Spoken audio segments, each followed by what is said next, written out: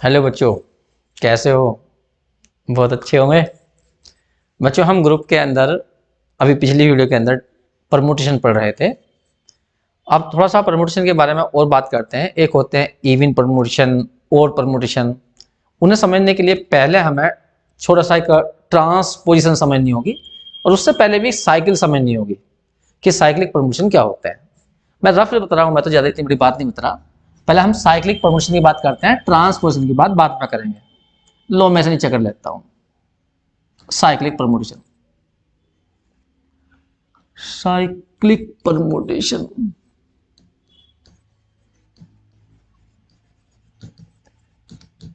देखिए, मैंने एक एग्जांपल दे रहा हूं। मैं मान लीजिए हमने एक परमुटेशन लिया 1 2 3 4 5 6, 6 सिंबल्स पर, और 1 की इमेज मान लीजिए 2 पर है, 2 की इमेज 3 पर है, 3 की इमेज 5 पर है, 5 की इमेज मान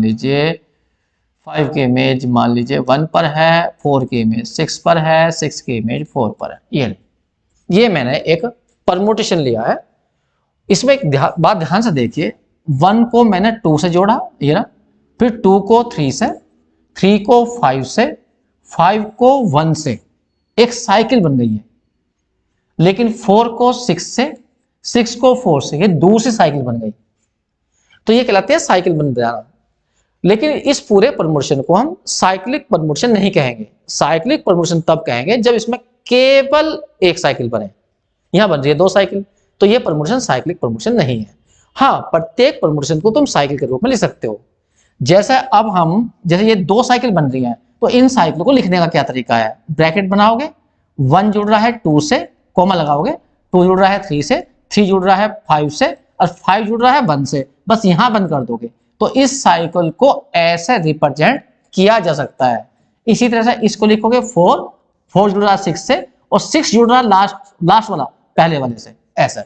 तो किसी भी परमुटेशन को तुम ऐसे साइकिल में लिख सकते हो। तो ये परमुटेशन साइक्लिक परमुटेशन नहीं है, लेकिन साइकिल के रूप में लिखा गया। हर परमुटेशन साइकिल के रूप में लिखा जा सकता है।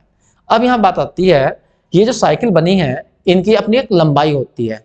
जैसे इसमें 1 2 3 4 एलिमेंट है, तो इसकी जो लंबाई है वो इस साइकिल की लंबाई, इस साइकिल की जो लंबाई है, लेंथ जो है वो 4 है। जितने उसमें एलिमेंट होंगे उस साइकिल की उतनी लंबाई कहलाएगी। इसकी लंबाई कितनी है? इसकी लंबाई 2 है। इस साइकिल की लंबाई 2 है। तो कभी भी किसी साइकिल को लंबाई पूछता है तो उसके अंदर एलिमेंटों की संख्या होती है साइकिल के अंदर। अब यहां पर बात आती है ट्रांसपोजिशन की। ट्रांसपोजिशन किसे कहेंगे? ट्रांसपोजिशन उस साइकिल को बोलते हैं जिसकी लंबाई 2 होती है, उसे ट्रांसपोजिशन कहा जाएगा। ए साइकिल हुज लेंथ 2, ये तो सब जानते होगे तुम जब तुमने पढ़ रखा है। Length 2 is called transposition. Transposition, ठीक है। तो जैसा कि ये साइकिल हमारी ट्रांसपोजिशन है, ये साइकिल ट्रांसपोजिशन नहीं है, ठीक। लेकिन किसी भी साइकिल को अगर वो ट्रांसपोजिशन नहीं है, उसकी लंबाई 2 से ज्यादा है, तो उसको हम ट्रांसपोजिशन के रूप में, मतलब प्रोडक्ट के रूप में लिख सकते हैं। देखो कैसे कैसे। एक एग्जांपल ले रहे हैं हम। हमने एक परमुटेशन लिया, एक मतलब साइकिल ली है 1 2 3 5, ये साइकिल है। ये ट्रांसपोजिशन नहीं है, ये ट्रांसपोजिशन नहीं है, इज नॉट ट्रांसपोजिशन। ट्रांसपोजिशन होती तो इसकी लंबाई 2 होती, लेकिन इसको हम ट्रांसपोजिशन के रूप में ब्रेक कर सकते हैं। देखिए कैसे ब्रेक करना। फिलहाल तो मैं रब बता रहा हूं क्योंकि मुझे ज्यादा नहीं समझा रहा, मुझे सीधी तुरंत लेनी है। देखिए 1 को लेते हैं 2 के साथ, 1 2, 2 को लेते हैं इसके साथ 2 3, फिर 3 को, सॉरी गलती हो गई, 1 मिनट, 1 को ही लेना है। 1 को लेते हैं 2 के साथ, फिर 1 को लेते हैं 3 के साथ, फिर 1 को लेते हैं 5 के साथ। ये तो इस तरह से हमने ये 3 ट्रांसपोजिशन बना दी इस साइकिल से।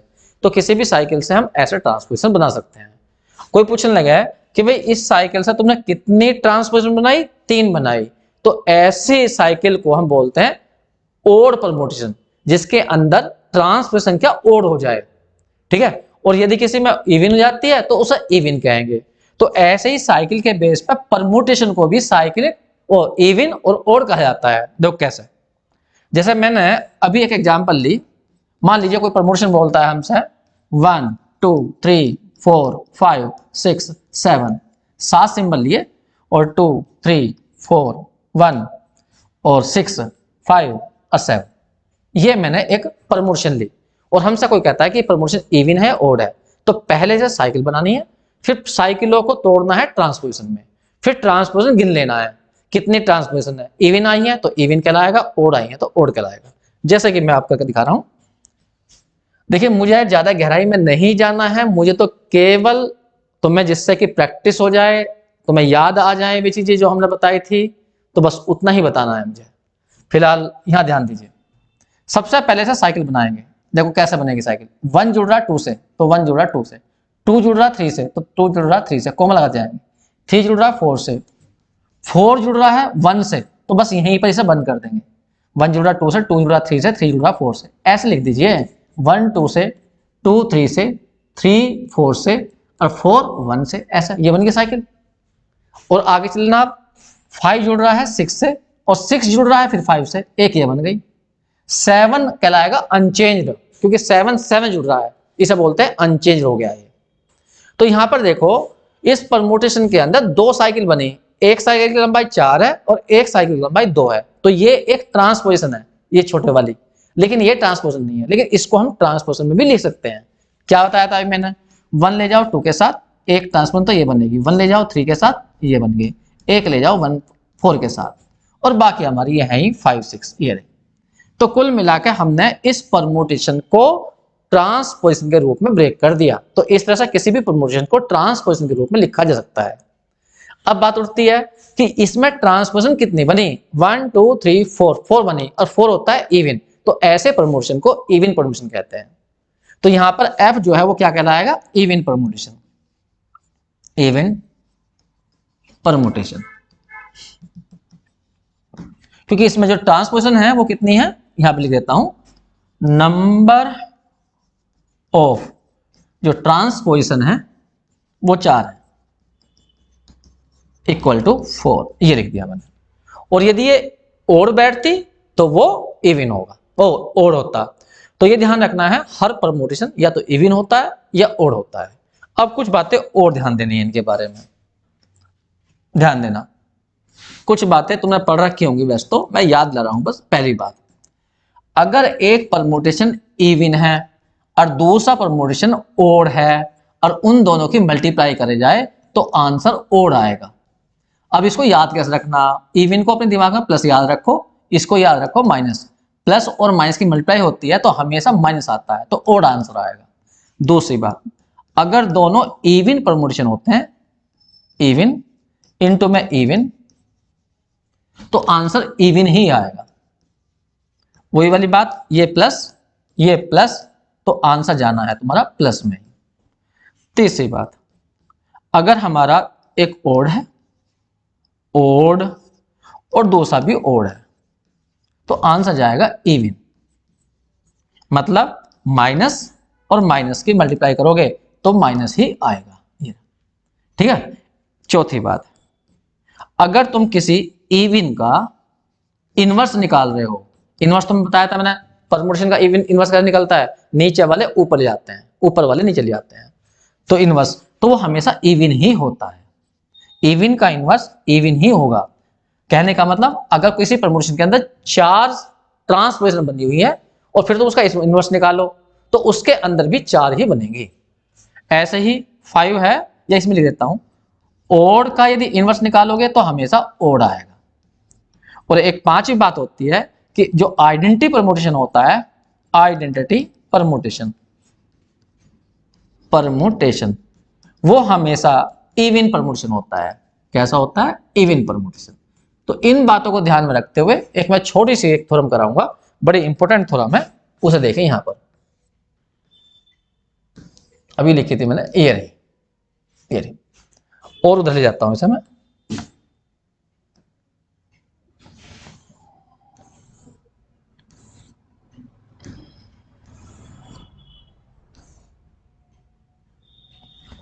इसे ध्यान से देखना, क्या कहा गया इसके अंदर वो ध्यान दीजिए। द सेट एन, एक सेट बनाया गया n, of all even permutation, जिसके अंदर इवन प्रमोशन है और उनकी जो डिग्री है वो n है, मतलब n सिंबल से बनाई गई है। फॉर्म ए फाइनाइट ग्रुप, वो एक ग्रुप बनाएगा और उसका जो ऑर्डर होगा वो फैक्टोरियल n/2 होगा। ठीक है, अभी हम ऑर्डर की बात नहीं करेंगे, उसके लिए थ्रोम करवानी पड़ेगी मुझे, और with respect to permutation multiplication. यहां ध्यान देना, देखिए हमने कहा मान लीजिए, हमने क्या कहा, गिवन है, तो गिवन an क्या है, परम्यूटेशन का सेट है, लेकिन इसमें जो परम्यूटेशन है वो सारी इवन है। f is a even permutation, even permutation. ये तो मैंने केवल वैसे ही बताने के लिए लिखा है ऐसा, इसका अंदर इसका मतलब इसमें एक परम्यूटेशन नहीं होगी, इसमें बहुत सारी होंगी, लेकिन वे सारी होंगी जो इवन होंगी, जो भी इवन होती हैं वो सब इसके अंदर है। ठीक है, इस सेट को अल्टरनेटिंग सेट ही बोलते हैं, लेकिन जब ये ग्रुप सिद्ध हो जाएगा तो अल्टरनेटिंग ग्रुप भी कहते हैं। जो सारी परम्यूटेशनों का सेट Pn से दिखाया था हमने पिछली वाली वीडियो में, तो उसे सिमेट्रिक ग्रुप कहा था, ये अल्टरनेटिव कहलाता है। फिलहाल तो पहले ग्रुप चेक कर ले सर, वो तो बात की बात है। देखिए अब मुझे इस सेट को ग्रुप चेक करना है, तो सबसे पहला काम होता है हमारा क्लोजर प्रॉपर्टी। अब क्लोजर प्रॉपर्टी क्या कहती है ये बताइए। क्लोजर प्रॉपर्टी कहती है अगर तुम्हें इसके दो एलिमेंट पकड़ लो और उनकी मल्टीप्लाई करो तो इसमें ही आना चाहिए। मान लीजिए हमने कहा एक F1 है और एक F2 है, ये दोनों एलिमेंट an के हैं, तो अब हमें इनकी प्रोडक्ट करनी है F1 इंटू F2। तो बताना है तुम्हें an में क्यों जाएगा। सोचो इसमें क्या है, इवन परम्यूटेशन, तो F1 F2 यदि तुमने an के लिए है तो F1 F2 दोनों इवन रहे होंगे, और अभी मैंने लिखवाया था इवन इवन की मल्टीप्लाई इवन बनेगी, तो इसकी ईवीओ इवन, ये इवन मल्टीप्लाई इवन ही होगी, तो इसके अंदर जाएगी। तो यहां पे हम रीजन दे देंगे, since product of two even permutation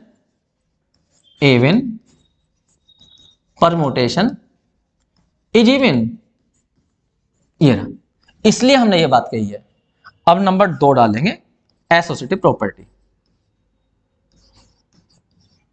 देखिए एसोसिएटिव प्रॉपर्टी यहां करने की जरूरत नहीं है, क्योंकि हम इससे पहले ही प्रूफ कर चुके हैं कि चाहे परम्यूटेशन कैसी भी हो, इवन हो या ओड हो, हमेशा एसोसिएटिव प्रॉपर्टी मल्टीप्लिकेशन में काम करती ही है। तो यहां तो केवल इवन है, और हमने कहा सबके लिए ये बात सही है, क्योंकि हम इसे पहले फॉर्म कर चुके हैं। तो हम क्या कहेंगे, सेट ऑफ परम्यूटेशन, हम इवन की बात छोड़िए, हम कहेंगे सेट ऑफ परम्यूटेशन, सभी permutation is associative under multiplication. बस इतना लिखकर छोड़ दें, करने की जरूरत नहीं है, क्योंकि हम कल वाली जो वैसा पहले थ्योरम थी उसमें हम कर चुके थे। तो यहां पे हमें करने की जरूरत नहीं है, सीधा लिखेंगे हम, क्या लिखेंगे, सेट ऑफ परम्यूटेशन। हमने इवन इवन लिखा, सबकी बात कर रहे हैं, set of even permutation is associative, associative होता है अंडर मल्टीप्लिकेशन ऑफ परम्यूटेशन। जरूरी नहीं है कि तुम इसे इंग्लिश में लिखा हो, हिंदी में भी लिख सकते हो, कि जो हमारा सेट होता है परम्यूटेशनों का वो हमेशा ही साचर्य के नियम का पालन करता है, कोई दिक्कत नहीं है। नंबर 3 डालेंगे, existence of identity. Let I is identity permutation. मैंने कहा I मान लीजिए आइडेंटिटी परम्यूटेशन है, तो मैं बताया था मैंने आइडेंटिटी परम्यूटेशन का मतलब क्या होता है, कि जो एलिमेंट ऊपर लिखे हैं बिल्कुल सेम नीचे लिखे जाए, मतलब जो एलिमेंट A1 है तो उसकी इमेज A1 पर ही हो, B1 की B1 पर ही हो, सेम इमेज हो, तो उसे बोलते हैं आइडेंटिटी परम्यूटेशन। मान लीजिए I एक आइडेंटिटी परम्यूटेशन है, परम्यूटेशन, तो पहले मैं ये दिखा रहा हूं कि ये इसके अंदर भी होगा, क्योंकि मैंने अभी तुम्हें नोट लिखवाया था आइडेंटिटी परम्यूटेशन हमेशा इवन परम्यूटेशन होता है, और जब ये इवन होगा तो इसमें जरूर होगा। ठीक है, तो मैंने यहां पे लिखा let I is a even, let I is n is identity permutation and identity permutation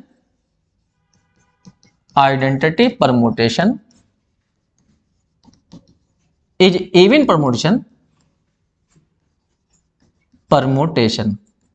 spelling का ध्यान रख लेना, क्योंकि मैं जल्दी जल्दी मैं होस्ट को देता हूं, तो इसलिए हम कह सकते हैं आई बिलोंग करेगा किसके अंदर, ए एन के अंदर। देखिए एग्जिस्टेंस ऑफ आइडेंटिटी में दो चीज दिखानी होती हैं, एक तो आइडेंटिटी जो है उसको तुम्हें उसके अंदर लाना पड़ेगा, तो यही बात अभी मैं दिखा रहा हूं। देखो भाई आई आइडेंटिटी प्रमोशन होता है और आई इवन होता है, इसलिए आई ए एन के अंदर है। ठीक है, अब मुझे दिखानी है आइडेंटिटी कंडीशन। अगर मैं ये कहना चाह रहा हूं कि ये इसके अंदर है लेकिन क्या ये आइडेंटिटी भी है, तो मैं एक एलिमेंट पकड़ूंगा ए एन का, उसमें इसकी मल्टीप्लाई करूंगा और वही लाके दिखाऊंगा। वैसे तो मुझे पता है कि आइडेंटिटी प्रमोशन की विशेषता ही क्या होती है कि आइडेंटिटी प्रमोशन की मल्टीप्लाई किसी में भी करिए तो वो ही आता है। ठीक है, अब यहां पे हम डायरेक्ट लिखे करेंगे नहीं, कुछ नहीं करना इसमें। हम जानते हैं we have I into F1 करूं या F1 इंटू आई करूं तो F1 ही आएगा, चाहे F1 AN का कोई भी एलिमेंट है।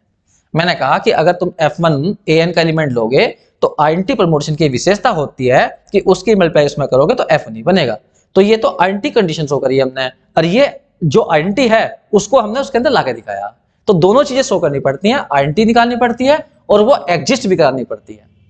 ऐसे हम बात करेंगे इनवर्स की। नेक्स्ट नंबर डालेंगे existence of inverse. Existence of inverse देखिए, लेट मान लीजिए F1 AN के अंदर है, तो इसका मतलब क्या हुआ, F1 इवन है, इवन परमुटेशन। अगर ये इवन परमुटेशन है भी F1 इसके अंदर लिया तुमने तो F1 इवन रहा होगा, और हम जानते हैं तो फिर F1 का इनवर्स भी इवन ही रहा होगा। अभी मैंने नोट लिखवाया था कि अगर कोई परमुटेशन इवन होता है तो उसका इनवर्स भी इवन होता है, तो इसका मतलब तो फिर ये हुआ F1 इनवर्स AN के अंदर हुआ। हमने ये कहा कि अगर ये एलिमेंट इसमें है तो 100% इसका इनवर्स भी इसमें है, तो ये तो हमने एग्जिस्ट करके दिखाया। अब हम इनवर्स की कंडीशन शो करते हैं, इनवर्स की कंडीशन एंड, और हम जानते हैं वी हैव, हम क्या जानते हैं कि अगर F1 की मल्टीप्लाई F1 इनवर्स में करेंगे या F1 इनवर्स की F1 में करेंगे तो 100% आई आएगा। ठीक है, क्योंकि हमें पता है कि इन एक मिनट में करके दिखा देता हूं तुम्हें। मान लीजिए मैंने कोई प्रमोशन लिया, वैसे ले रहा हूं मैं 1 2 3, छोटा सा प्रमोशन लिया और यहाँ पे 2 1 3 ये लिया। F इनवर्स क्या आएगा ये बताइए, ये वाले ऊपर जाएंगे 2 1 3 और यहाँ जाएगा 1 2 3। चाहे इवन हो या ओड हो, सबके लिए ये बात सही होती है, लेकिन हम तो कर रहे हैं इवन के लिए, लेकिन हम कह रहे हैं सबके लिए सही होती है। ये देखो करके देखो, करो F इंटू F इनवर्स की मल्टीप्लाई करो, करो ऊपर लिखा जाएगा 1 2 3, ये जुड़ रहा इससे तो 2 जुड़ रहा किससे, 1 से, देखो 1 आ गया। फिर 2 जुड़ रहा 1 से और 1 किससे जुड़ रहा 2 से, तो यहाँ 2 आ गया।